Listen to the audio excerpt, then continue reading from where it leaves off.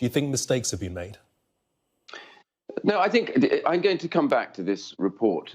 Honestly, I would advise caution on this news story because, first of all, we've got to get this into context.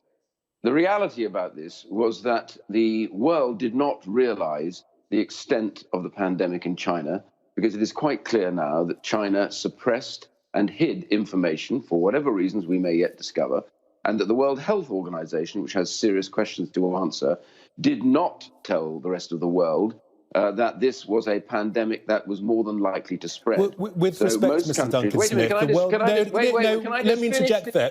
I'm asking the questions, Mr. Duncan Smith. I'm asking the questions. I am asking the questions, Mr. Duncan Smith. Let me finish this I point. am asking the questions. The reality here if you let me interject there. You've asked me a question. Let me finish the answer. But what you're saying strictly isn't true, is it? No, let me finish the answer. You said the World Health Organization didn't inform the world about the threats. That's not true, is it? They told the world about the threat in January, so we were clear as to the dangers facing the country as early as January. Is that right or is that wrong? No, that is wrong. The reality is that the World Health Organization did not interrogate China as they should have done about the release of the data. And most countries in the West were certain that this was under control in China. It turns out that it was not.